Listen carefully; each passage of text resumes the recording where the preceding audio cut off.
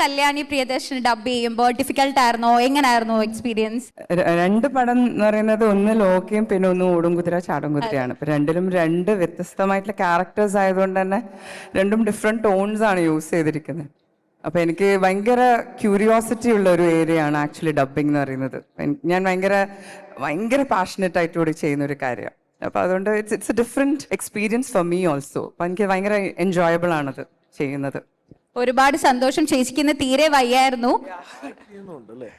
അത്യാവശ്യം ഒരു ജാതി ജാതകം എന്നുള്ള സിനിമ കാണാൻ കയറിയപ്പോൾ ഞാൻ ഏറ്റവും കൂടുതൽ ഞെട്ടിയതാണ് സൈനോരെ. അതിനകത്ത് ലാസ്റ്റ് വിനീതന്റെ നല്ല തെറി പറയുന്ന ഒരു സീനുണ്ട്. അത് ഭയങ്കര തിയേറ്റർ രസമായിരുന്നു അത്. അതെ അതെ.